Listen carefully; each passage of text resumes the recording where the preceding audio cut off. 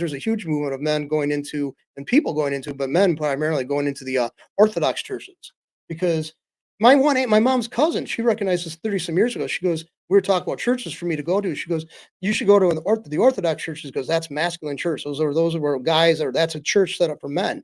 And they emphasize the role of men. Like we had that Promise Keepers movement years ago Yeah, I with the remember Protestant that. churches, and it fell flat. I mean, because It basically was great when it lasted. you really liked it, or I did. okay? See, I had But issues you with it. remember I liked it because what it did. churches used to split up men and women Right. in different groups Yeah. after Services. anybody who stayed after service, and they would have I forget what it was Men's called. Bible study, women's Bible studies. Well, there was other things that they called the groups, but anyways, but they would get together and they would talk Right. for a while, and then Right. they could come back together later on.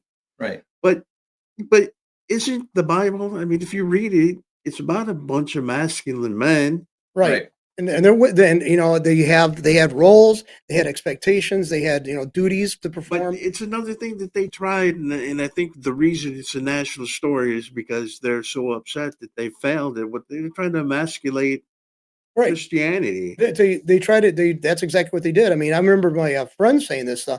They would go to church with their moms, and they said, "Well, my mom goes to church." And as they got older, they were like, "I don't want to identify with being a mom," so they stopped going to church because Dad wasn't involved in church. And I think, let's face it, the major characters of the Bible, and there's some significant women in the Bible. I'm not going to deny that, but in Mary. some Mary plus all the other ones in like Miriam from Moses.